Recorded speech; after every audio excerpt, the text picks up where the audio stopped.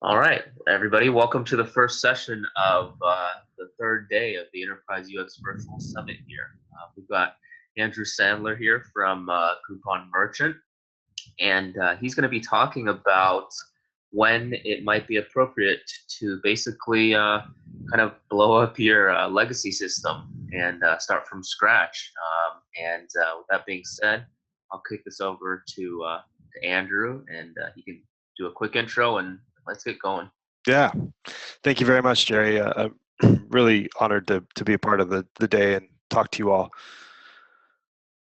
I'll never forget my first job as the design lead for a company. I was going to a late stage startup, and I really had a pretty elaborate interview cycle. I managed to talk to almost all of the design team. I talked to half of the product managers.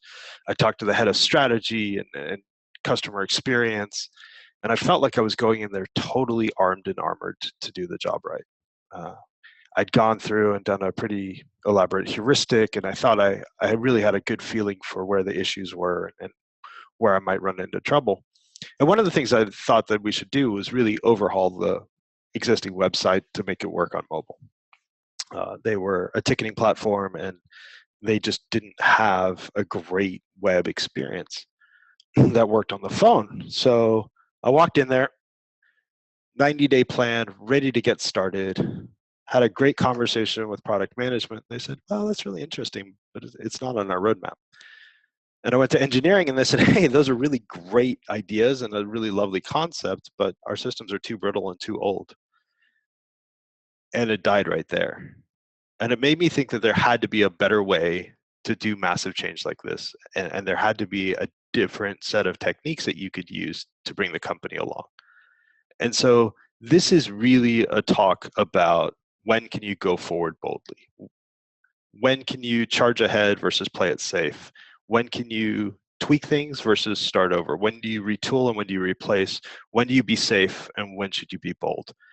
And my pitch to you and the conversation today is really about when to be bold and some techniques that will help carry you forward in those times, and an example that we did here at Groupon. So my name is Andrew Sandler, and I'm the Director of Product Design for Groupon Merchant. I've been privileged to lead the merchant design team here for almost 2 years. And we are responsible for the entirety of the merchant experience, from the marketing site through registration, from the deal creation and deal management, all the way down to the mobile and tablet apps. So a little bit about my background and things I've learned along the way. I did my undergraduate at UC San Diego, and I went in there really thinking I was going to be an orthopedic surgeon. I wanted to be a doctor. And part of the way through it, I realized that that was not going to be my path. So I jumped into what was then cognitive science, which is the brain and how it works. Um, and my key learning from UCSD is, fake it till you make it only works until you hit OCAM quarter C, and then it all breaks. I got a job at UCSD at one of the Navy R&D labs working on tactical displays, and that's really where I learned the power of information and the quality of information. And when I came back to the San Francisco Bay Area, I landed at a small division of Raytheon that was responsible for part of the Tomahawk cruise missile, for which I'm still trying to earn back all the karma that I probably expended working there. And from Raytheon and the military, I learned about the power of documentation and how accuracy matters. I also learned to never underestimate the power of a bureaucracy. I went through a couple of agencies and ended up spending almost 5.5 years at eBay. And eBay at that point was really interesting. They were expanding globally. They acquired PayPal during my first year there. And it was an intriguing place to be because it really proved out the power of a network and marketplace. And my funny takeaway from that is lots of things are forgiven if you're making progress and making a ton of money. And most recently, I was at Walmart, and I was at Walmart Global E-commerce for 6 years. And Walmart really taught me about scale. It taught me about growth. It taught me about international reach. It also taught me that a good executive coach is hard to find. And fundamentally, if this is the next job you're leaving, it might be you, not the company. And in this case, it was definitely me. And right now I'm at Groupon. I'm a part of the Groupon Design Union. There are 55 amazing people worldwide. We run the gamut from product and visual design to user research and front-end engineering.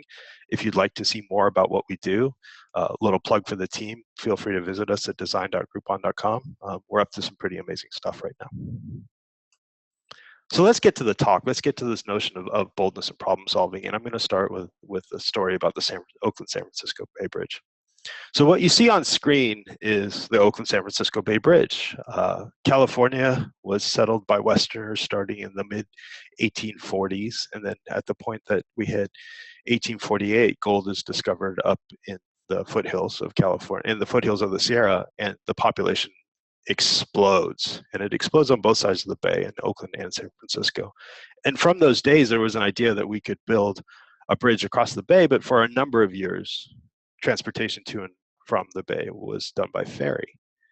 And then in 1932, they started building this bridge. And the interesting thing about the bridge is it's actually three bridges in one. At the lower end of the screen, you see this cantilever section.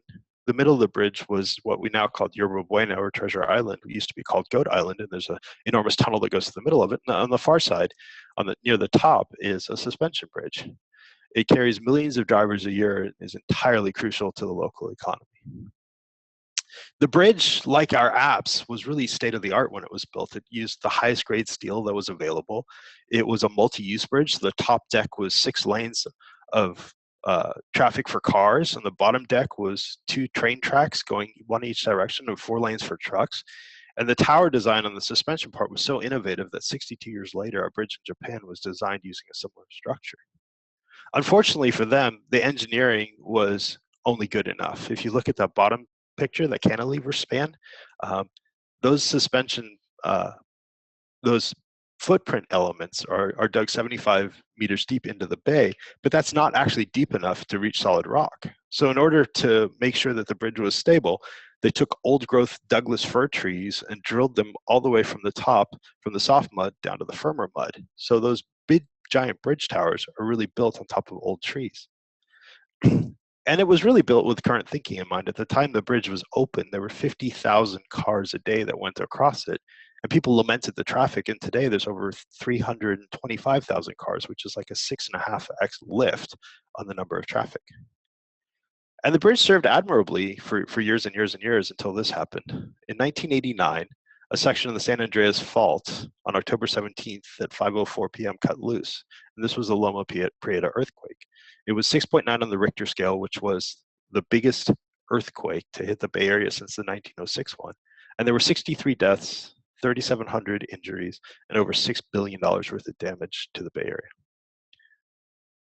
And unfortunately, the bridge suffered too.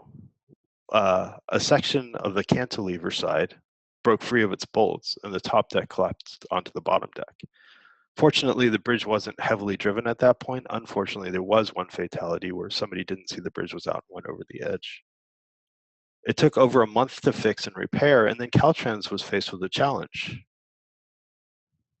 What could they possibly do to make sure it was better? So on the west side, the suspension side, they looked at it and they realized that they could do a seismic upgrade. They could put together systems in place to keep the western side, the suspension side, safe in case of another earthquake. And on the east side, the cantilever side, those pillars built on pilings of pine driven into the bottom of the bay, it needed to be entirely replaced. And so they made the bold decision to go forward with a replacement. They picked this iconic design, which is the largest single tower self-anchored suspension bridge in the world. So what does that mean? That means the cable that you see actually starts at one end, goes up over the tower, wraps under the bridge, comes back over the tower, and anchors back. It makes it stronger, it makes it beautiful, it makes it iconic. It was much more future-proofed. It has a span that's sunk 200 feet deeper into the ground. So this one actually does reach solid ground to withstand future earthquakes. And it's innovative. This bridge includes a pedestrian and a bicycle pathway that allow people to get from Oakland to Treasure Island in the middle so that they can catch pneumonia in a really beautiful way. And this is what it looked like when it was finished. It's iconic, it's elegant, and it replaces a bridge that was a workhorse for the Bay Area. But there were a ton of trials and tribulations to get there. So why does this matter to you? That earthquake actually helped make a massive change in the infrastructure. I'm suggesting that you guys think about ways that you might capitalize and create a seismic event to precipitate change in your organization. I can't give you a roadmap on how exactly to do it because all organizations are different, but I can give you some signposts along the way.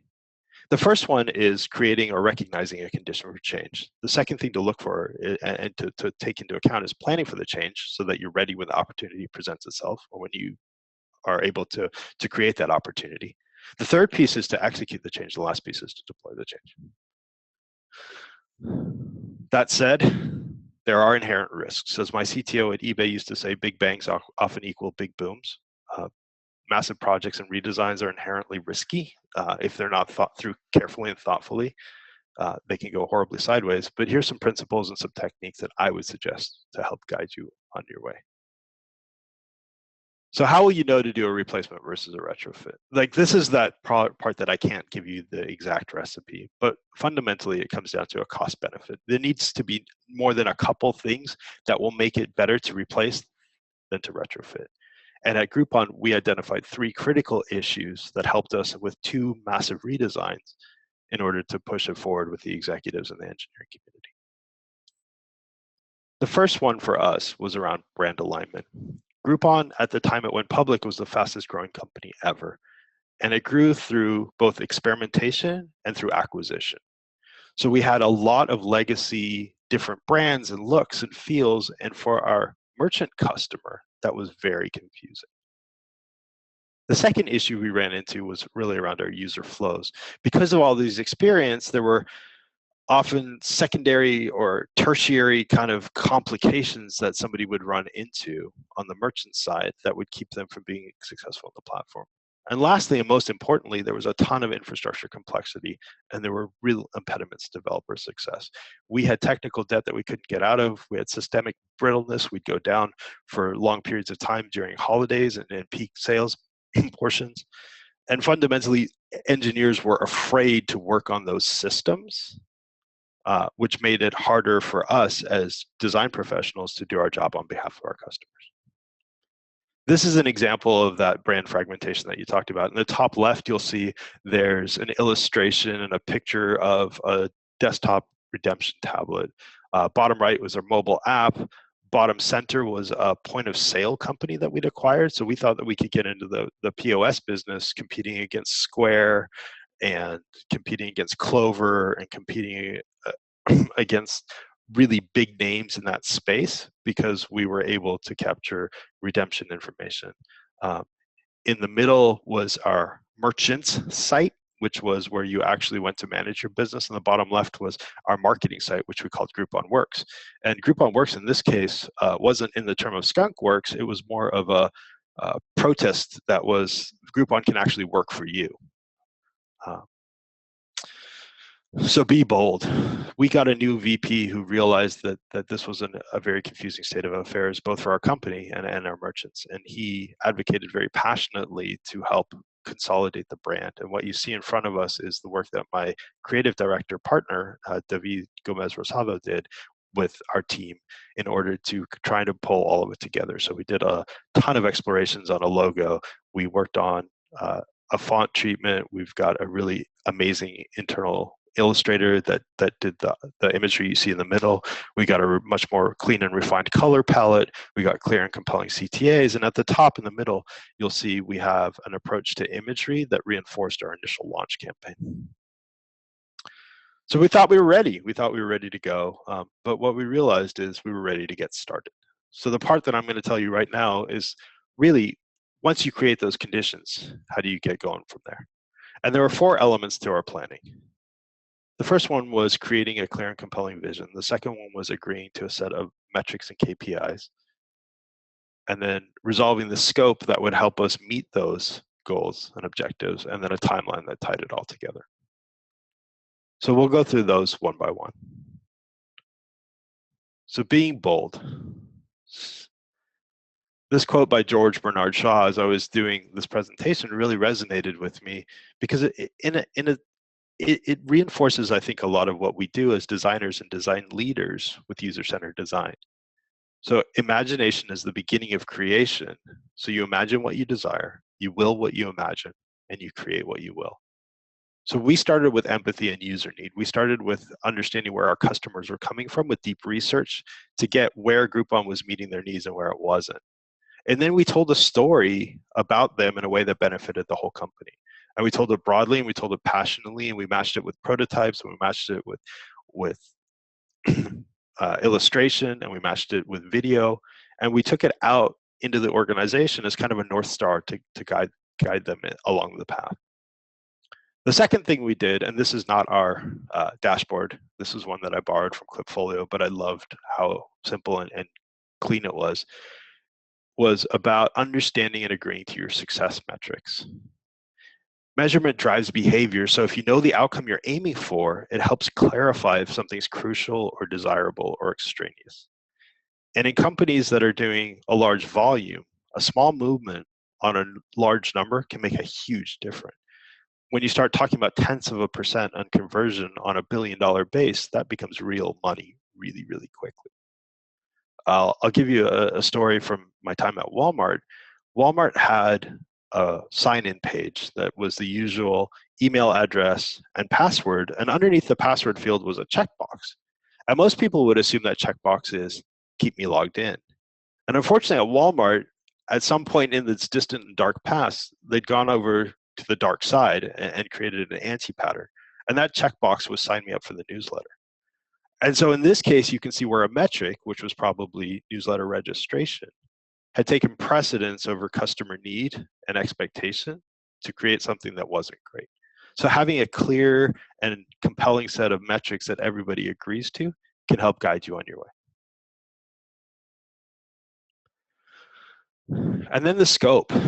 I think we've all had conversations about MVP, minimum viable product. And what I would argue and pitch for is MDP, minimum desirable product.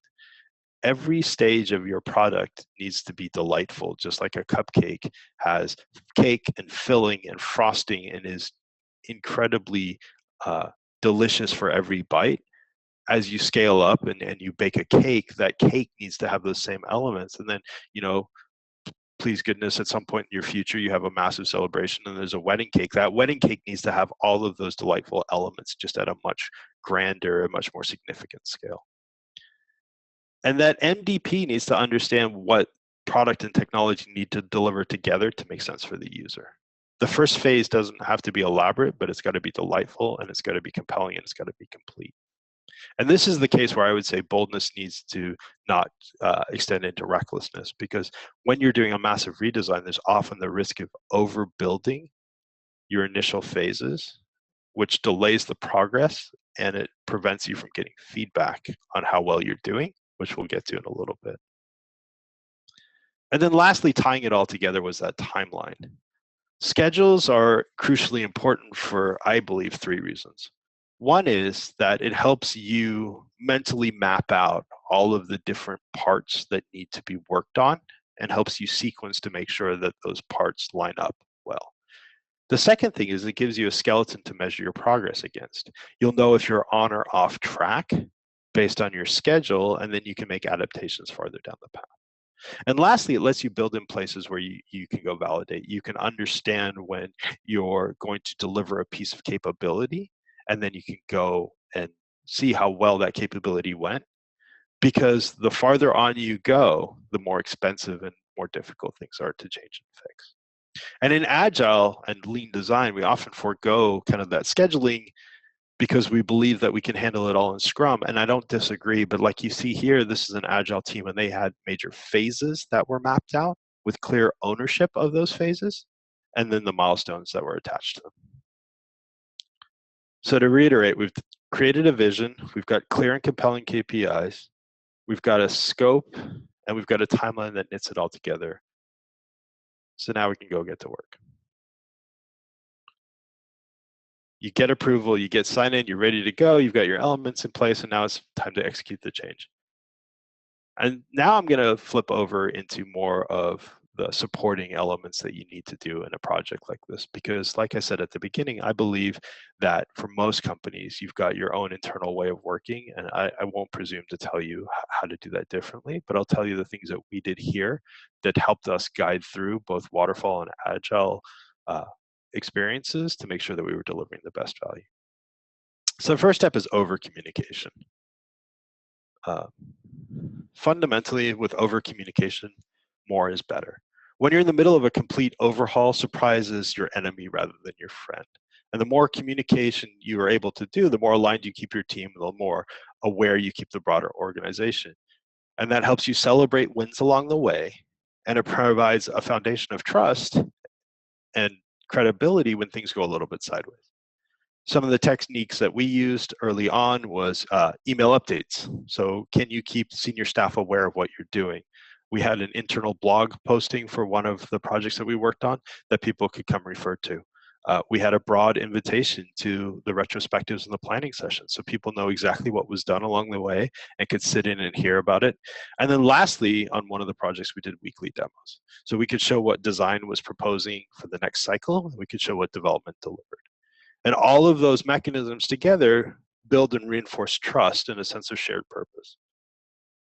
The second thing is to set shared expectation. I don't know how many of you have been to the Louvre, but you go in to see the Mona Lisa, and you expect that this is this massive magical painting, and it's mysterious, and all of these works have been written about it. And then you get there, and it's you and 15,000 of your closest friends. You're 10 feet behind a rail. It's behind glass. And if that was your expectation of this painting, all of a sudden it feels like a little bit of a letdown. And big projects like this often seem 2 or 3 times harder when you're in them, and they seem to take twice as long. And if you don't have realistic expectations set with your stakeholders, it just makes it that much more challenging. And I don't know how many of you have done massive, complicated projects that have met their stated goals, but weren't ever perceived that way because there was a mismatch with what you said you were going to deliver and what the stakeholders had in their head.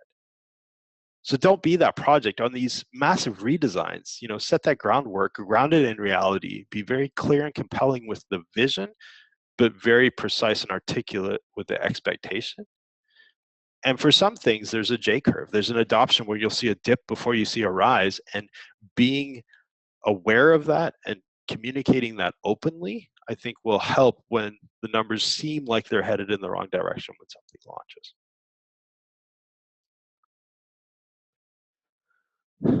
The other thing is to build a really strong foundation of support. We talk about it takes a village. We talk about no person is an island. If you can get key stakeholders and influencers across the organization bought into your vision, it can make or break the project. And having one key, strong senior leader voice can often be used to establish bridges across the team. So use the opportunity of presenting your vision to recruit those internal champions and advocates.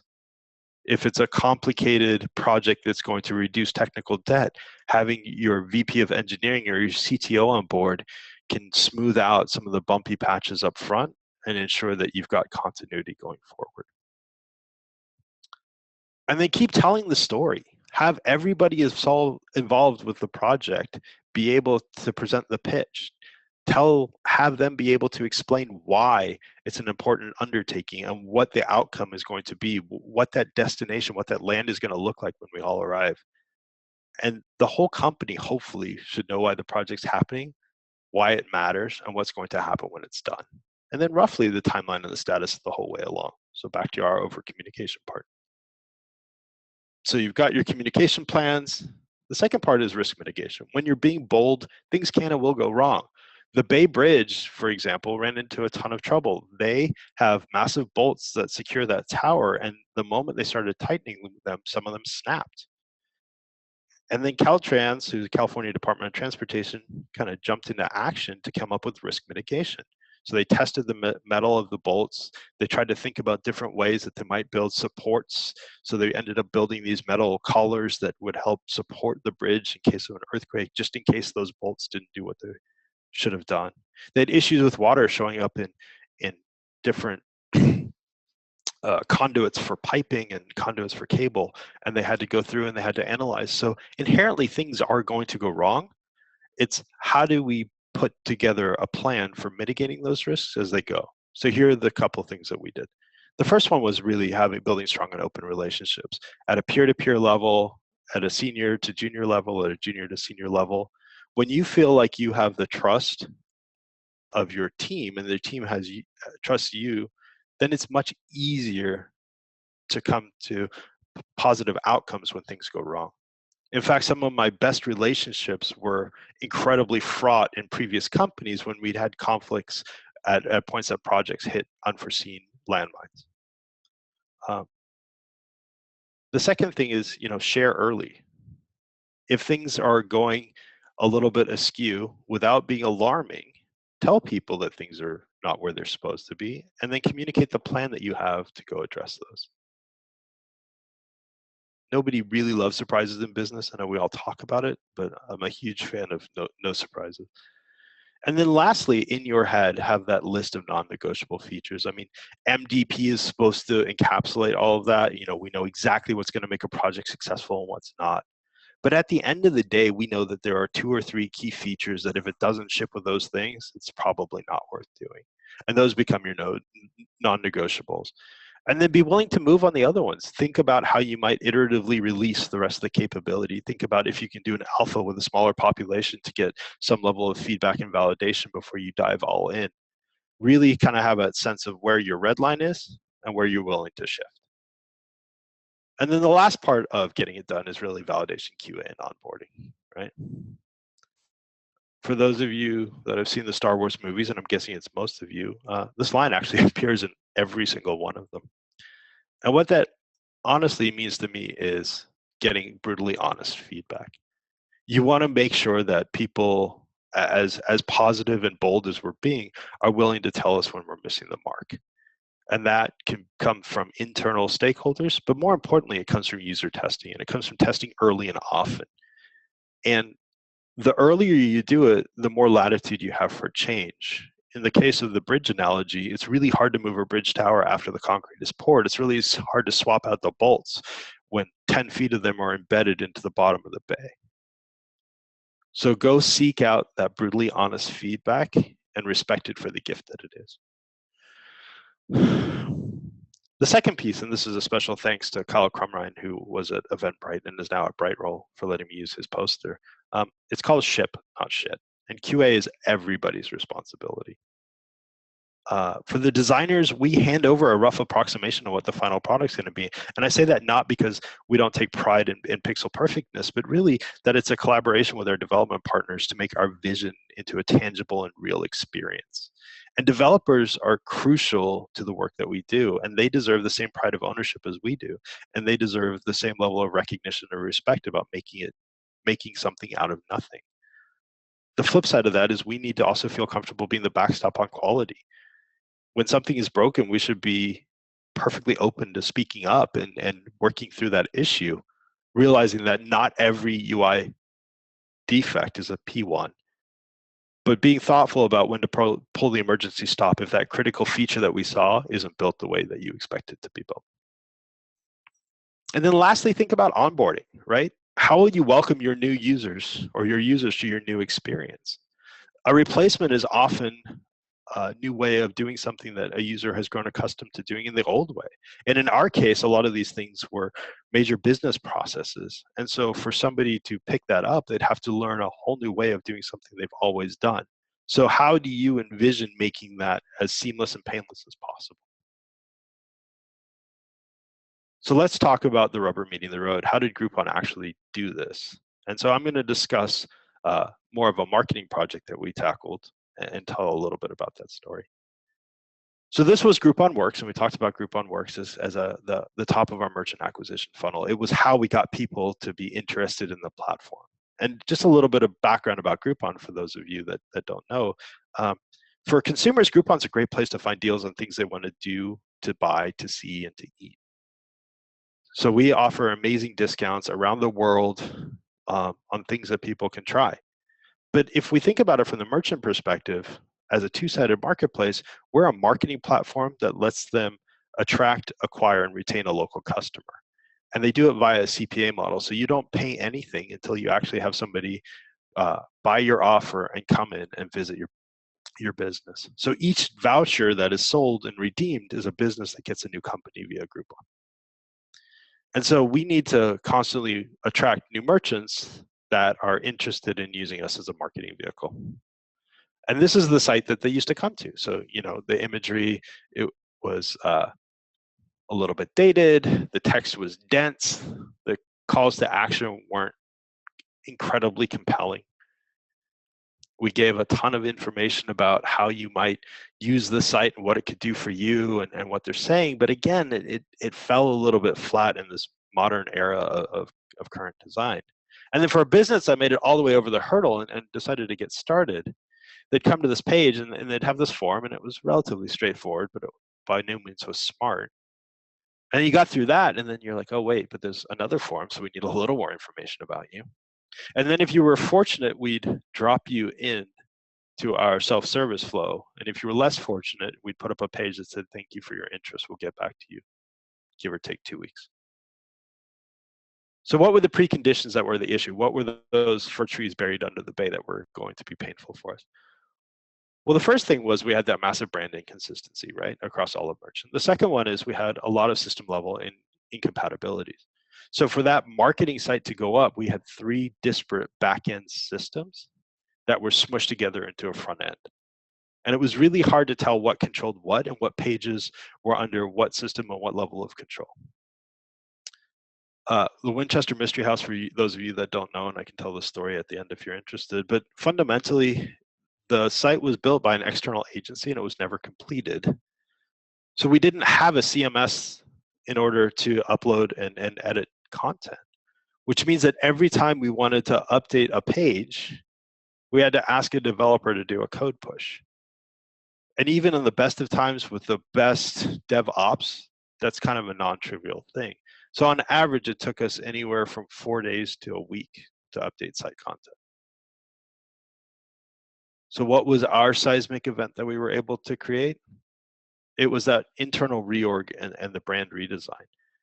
So it became very clear to us that by asking the developers to update the existing site with a new brand, that the entire thing was going to crumble, that there was so much technical debt and legacy complication that we weren't ever going to be there, which we took to be that opportunity to think boldly, to lay out a vision, to think about what KPIs and metrics would look like, to establish a scope of the work and to write up some timelines that would help get us there.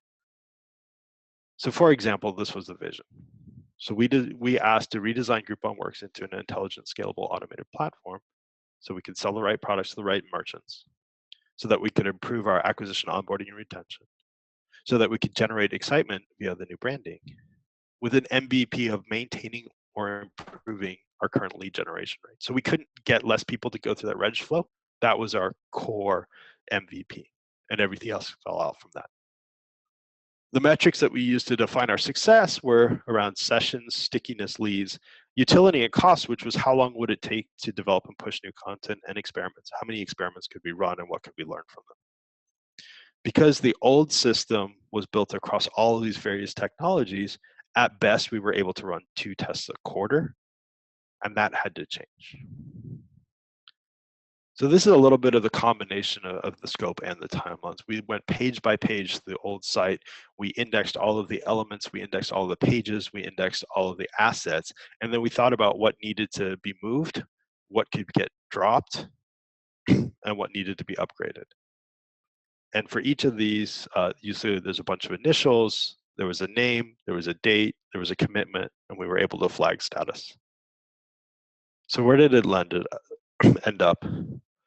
That notion of being bold, the project took about 5 months from end to end, and we had 3 major breakthroughs. The first one is we decided to go with, the most popular publishing platform in the world, and we went with WordPress, and we went with WordPress multi-site to kind of future-proof ourselves, because we knew as soon as we got the US site up and running, we'd have to tackle EMEA, and then South America, and then APAC, Asia Pacific. The second thing we did was we wanted to ensure that we had full measurement across the board so that we could track our metrics. And so in this case, we went with Google Analytics and plugged that in across the site. And then lastly, in order to enable that experimentation, we decided to use Optimizely as our platform for A/B testing. So this was the site as it launched. We had a new rollout campaign, We've Got Your Back. We had an in-house photo shoot with real merchants, lots and lots of customers.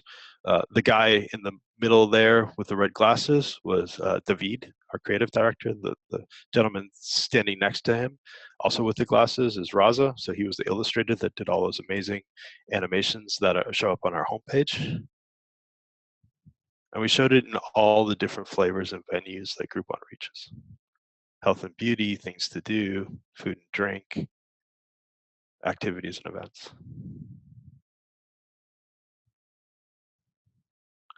We were able to upgrade the illustrations, we were able to write more compelling and precise content, and we had a much stronger and persistent call to action. And then how did it measure up? It was mixed, to be perfectly honest. When we looked at overall sessions, we noticed that they stayed flat. But what we also noticed is that it had a much stronger correlation with the amount we spent on advertising out on the internet. Stickiness dropped. We ended up with less sessions and less time per page for each session. And we think that has to do with us stripping out a lot of extraneous content.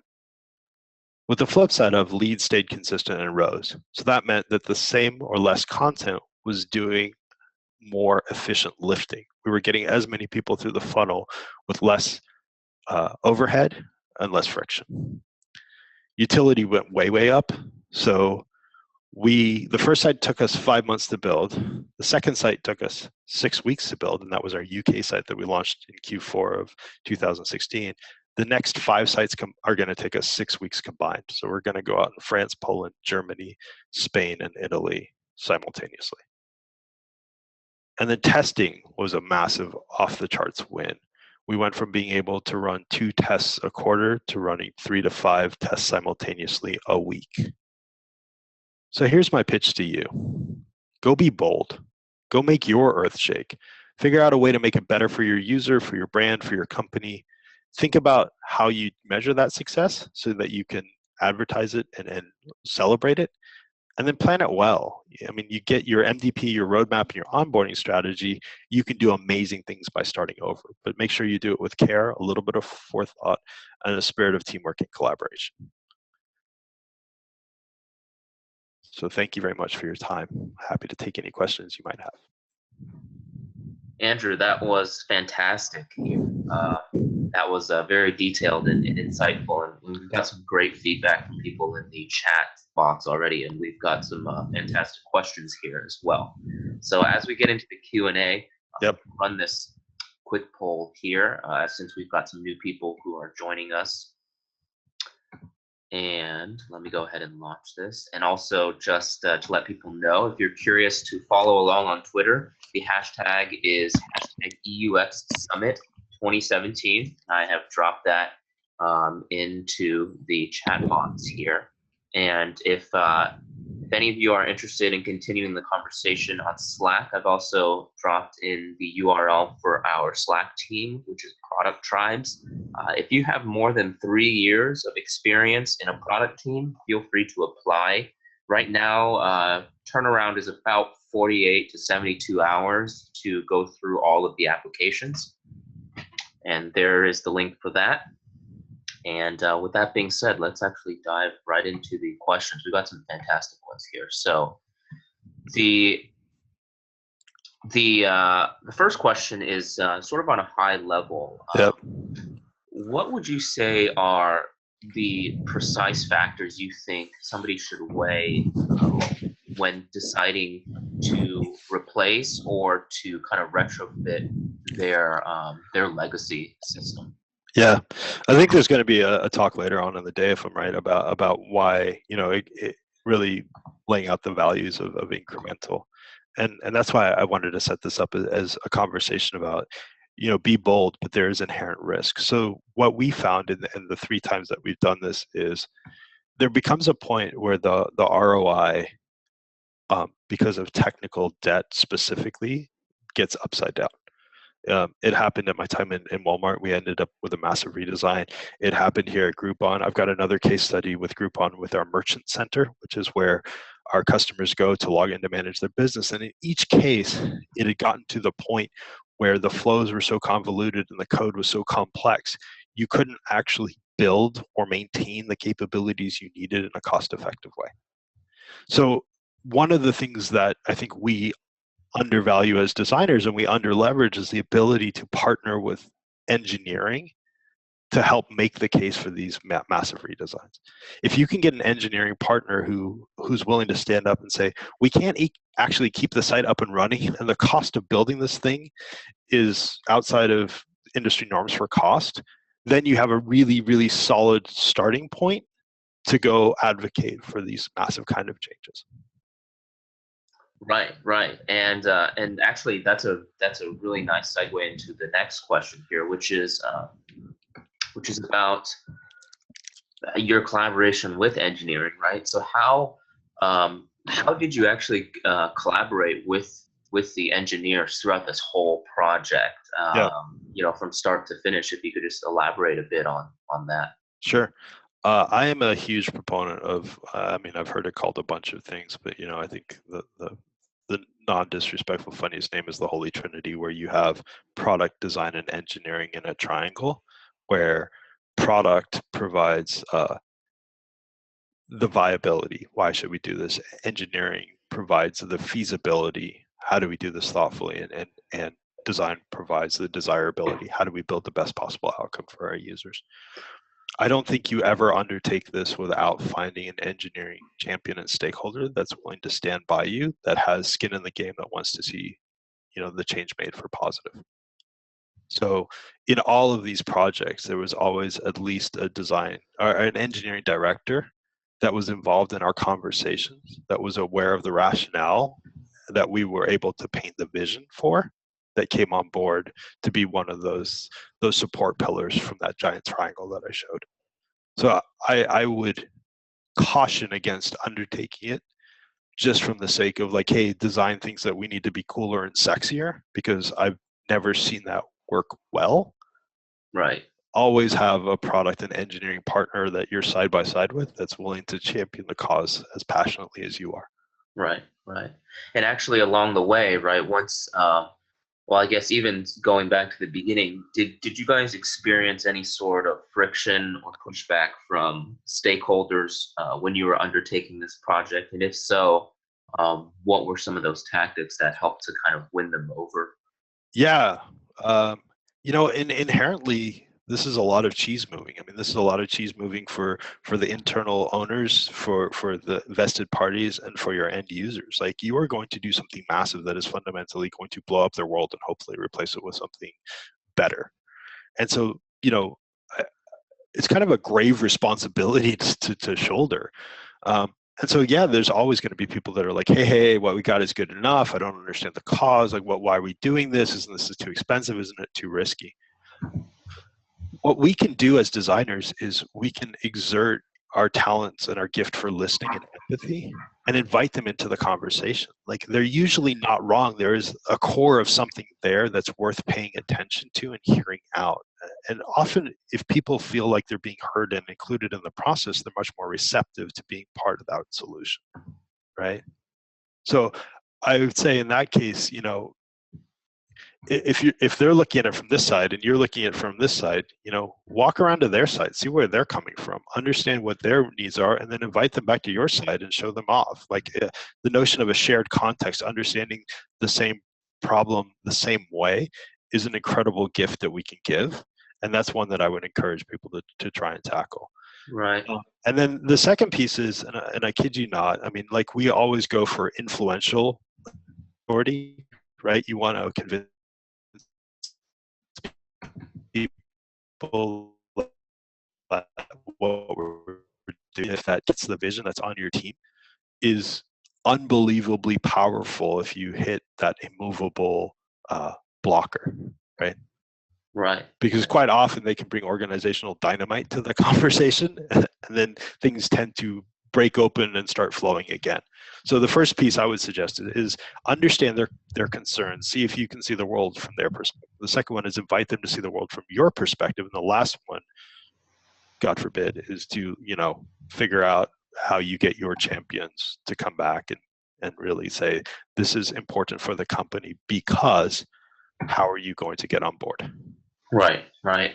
And And actually, speaking of stakeholders again, along the way, did you find that it was a challenge to try to communicate this value of delight and sort of minimum delightful product to them? For instance, did you ever face an instance where they may have come and said, "Hey, this kind of feels out of scope. Let's just get an MVP out the door."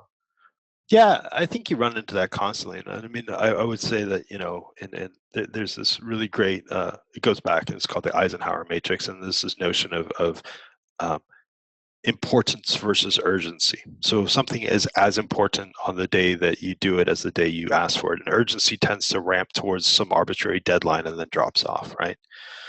And I think as you get towards the end of a project, urgency tends to pick up in a bunch of different ways because you've got these deadlines looming. And that's when there's really this notion of like, well, can we drop that? Can we pull that out of MVP? And that's why my suggestion is you got to have that no kidding can't cut list. Like those things that are going to be so critical to the experience that it's not worth releasing without. And that bar for quality that says if it's not at least this good, it's not worth taking out the door. It's more damaging than it is beneficial. Right. So that's kind of the first thing is really know where to go. The second thing, and I can't underplay this for all of my research brethren out there and sisterin, like if you can get verbatims and video of customers suffering the pain, it ends just an infinite number of arguments. People are like, well, we don't really need it. And you just queue up the little clip and they're like, oh my God, like we're doing that to people. Even better than that is actually taking them out on field research and sitting them down across the table with the product that you've built that's causing a user that much pain. And do it not only for the execs, but if you can bring your engineers and your product managers with you when you do it, like the amount of change that has initiated in companies I've been in is just spectacular. Right.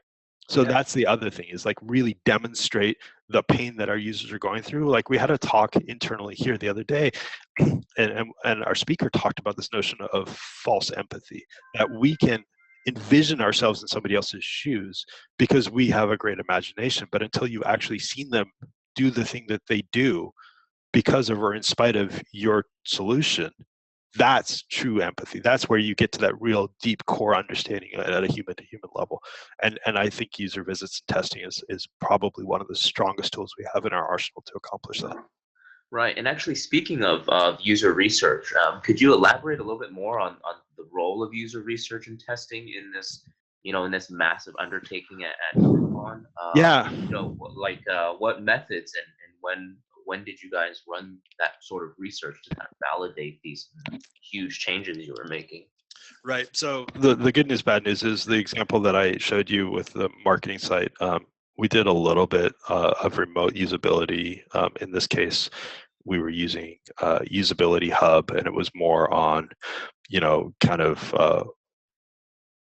A versus B, which one is more brand appealing? Can you find the action to do X and Y? The second example, which I ended up pulling out about Merchant Center, we did a ton of formative research. So we went out and did visits with the current system. So if you are blowing up and replacing an existing system, you've got this amazing gift where you actually have infrastructure that's out in the world that people are using that you can go watch them using, and then you can go prioritize like where you see the issues. So that's the first thing, and you can do that either in person, which is incredibly powerful because you see all of the support mechanisms that they've built around your tool in their space to make your tool effective. For a lot of the stuff we did, high-level taxonomy testing. So we did card sorts and trees to build the navigation and the architecture and the structure. We did early prototype testing using a competitor to UXPin, unfortunately. But everything from clickable wireframes through mid-fidelity flows. And then when we actually had a production alpha account, we went back to some of the merchants that we tested with the original flow and had them try the new one with their real live data. And Right. Once they were able to do that, then we could have a really honest compare and contrast. We then took the product into a beta phase where everybody was able to opt in, and then we transitioned that to an opt out. And when we finally felt like we had the majority of all of our P1 issues resolved, we went to GA. Right. And so like that project end to end was a year. So I'm not kidding. Like these things are massive undertaking. It's literally like building a bridge. I mean, you have to think about every step along the way. it's not a small piece. You need to make sure your foundations are strong, that your planning is good, and that incrementally each piece along the way validates out. Right, right. And actually, on that note here, so since this is such a seismic shift, right? How did you sort of um, balance the existing expectations of customers, based on the current design and just infrastructure of Groupon, with that potential of what your new redesign could offer? So in this case, it's kind of like, how did you guys try to resolve that sort of tension of staying familiar to what current users knew, and Yep. then trying to attract more users through something fresher and more, I guess, delightful in this manner. Yeah. So for us in particular, the marketing side is one thing, because the marketing side is the top of the funnel, right? So there are no really repeat users per se. It's just really about throughput and velocity and conversion.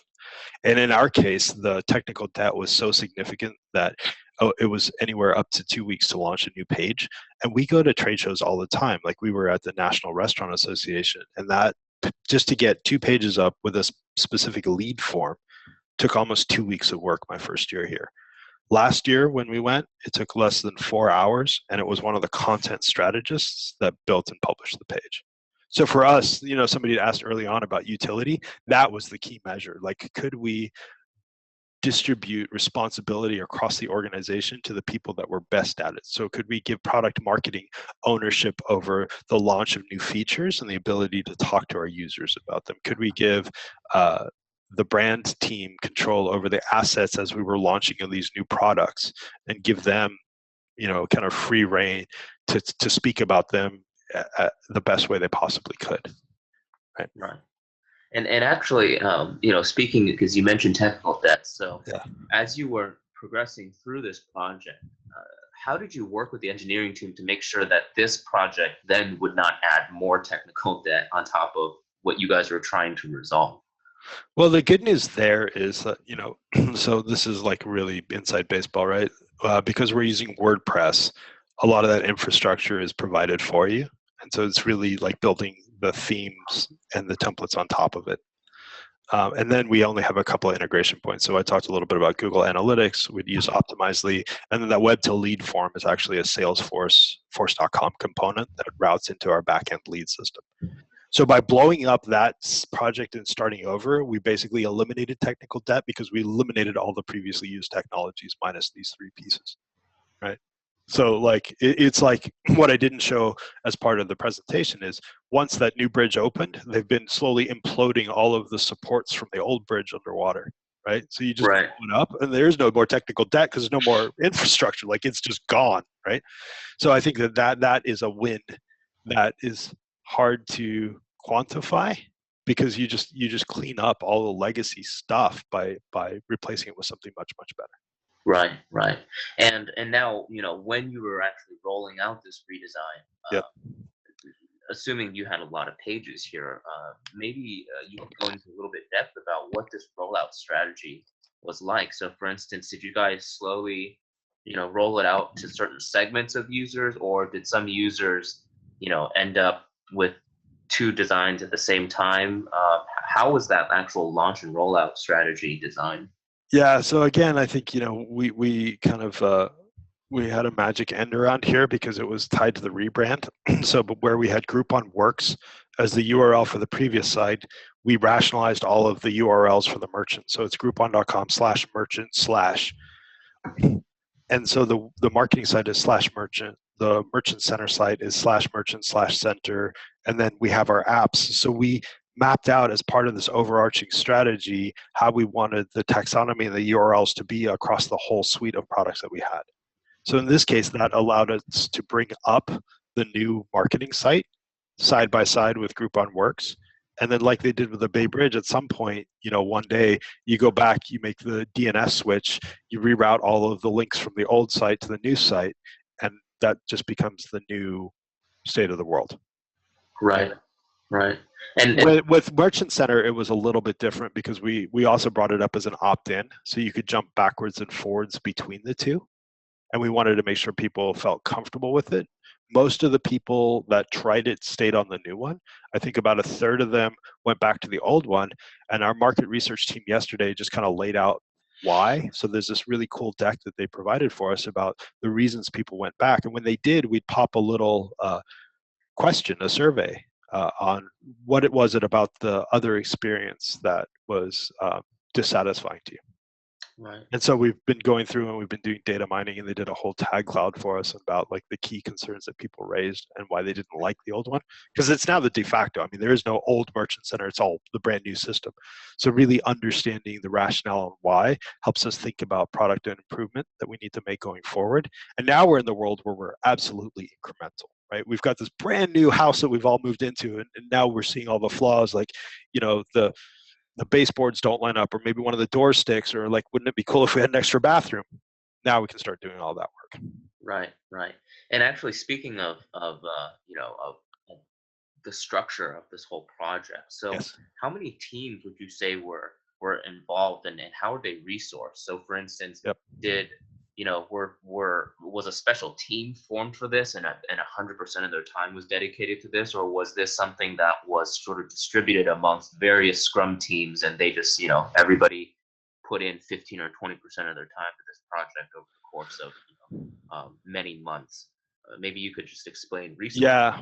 So the marketing side, again, because we were using kind of current off-the-shelf technology, we had 2 full-time designers, a product marketing expert, 2 content strategists, and 2 developers. And it took them 5 months. So that was a dedicated kind of pod that came from 4 different teams. For the merchant center, which I didn't share, that redesign was an existing Scrum team, and that had 1 designer to start with as the lead. We piled on another 3 for a series of 8 weeks, and then it went back to just the 1. Gotcha. And so, but in that case, they had a team of embedded engineers within that Scrum. I think there were 6 engineers that worked on it, 2 QA, 2 product managers, and then the 4 designers.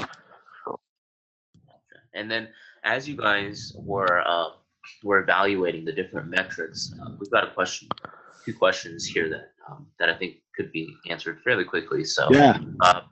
So 2 people were just wondering, how would you measure utility and also stickiness? What were sort of the actual metrics that tied into those? Right. For utility specifically, that's what I was talking about the ability to launch new content and the amount of man hours and people involved. So for us, was it useful and usable? Could we respond to emergent need? How much effort and overhead was there?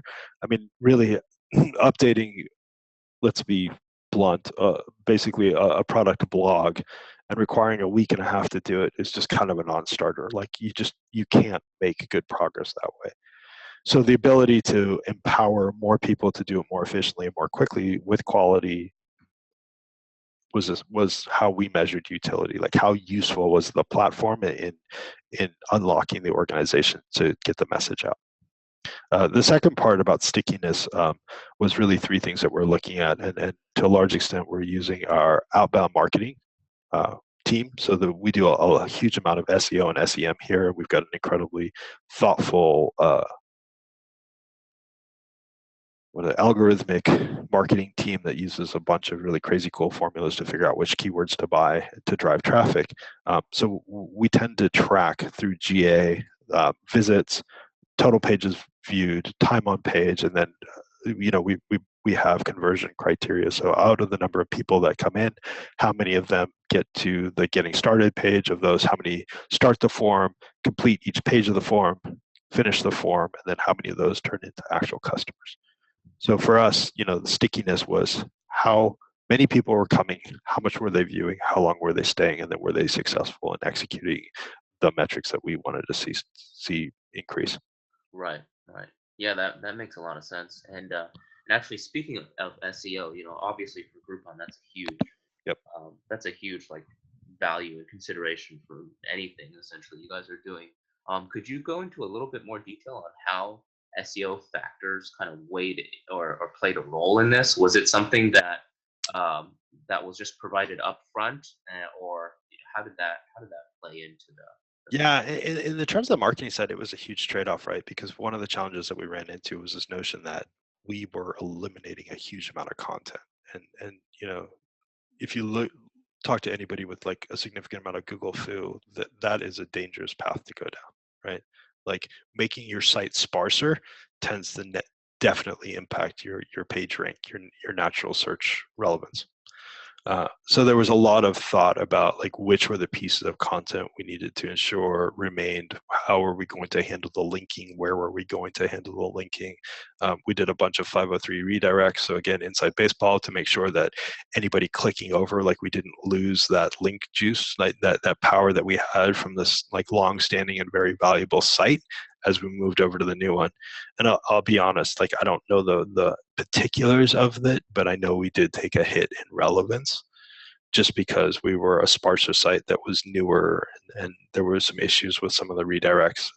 Seemingly has recovered, but I don't know that we're back to where we were before we did the redesign. So again, that's one of those risk mitigation steps that if you're replacing and overhauling a content customer facing site, that is one of the things that you have to be aware that you might lose, right? You might lose search positioning, and that's something that you need to make the marketing team aware of early, because that is not a pleasant surprise to get, and that one is relatively unrecoverable. Like you can't just unflip that switch once Google reindexes your site.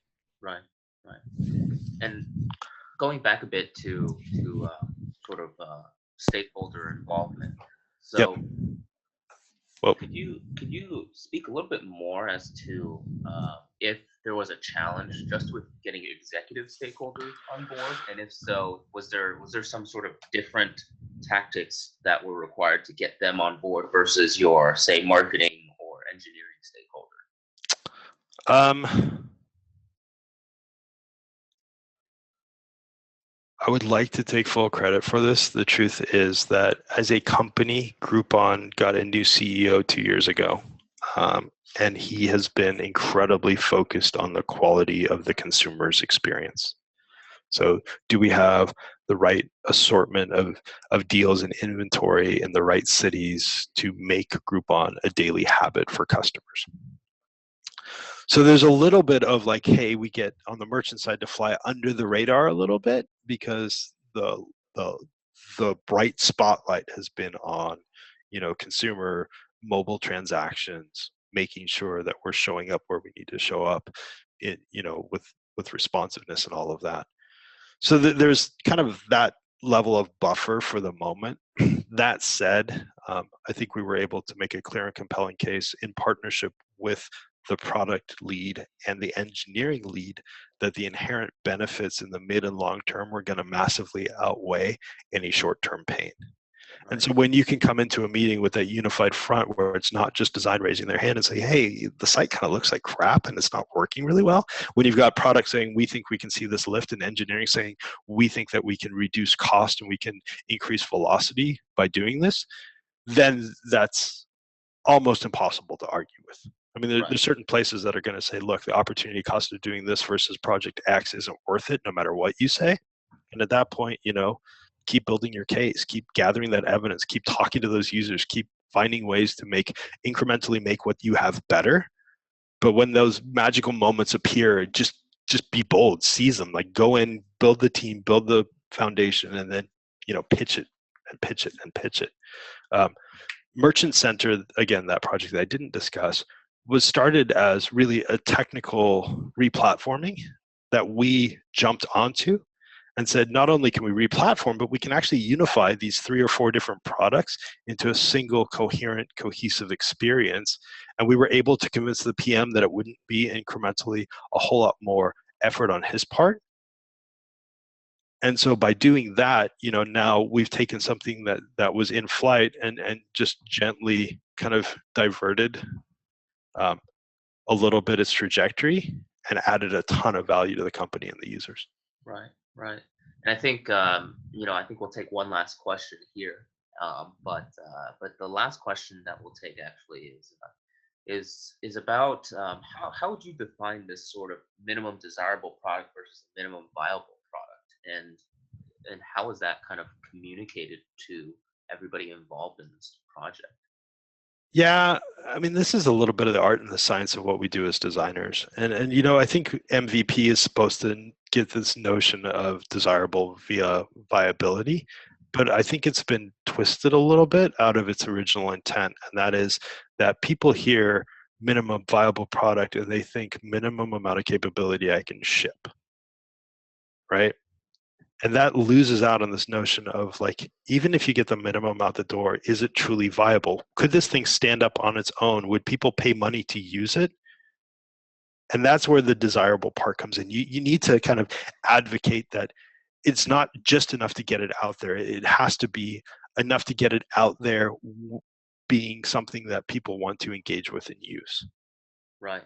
Right. And I don't think the bar is too terribly far apart between those two, but my sense is that we've baselined MVP so low that quite often you ship and you're like, but nobody's going to want that. Like how will we learn anything if nobody's actually going to be excited to use it? Right. Right. Right. And so just bring it up that little bit where people are willing to engage on it, are willing to give it a chance. Then you can find real information in that. There's true signal. Like they're not ignoring it because it sucks. They're ignoring it because it doesn't meet their need, or they're jumping on it because it eliminates a pain point they didn't know they had. Right. That to me is the difference between MVP, which we've kind of butchered, and MDP, which is like it's not any bigger or better necessarily, but it's something that people will willingly participate with that you can learn from. Right. Right. Yeah, with that said, I think that's kind of a great sentiment to close out the session on.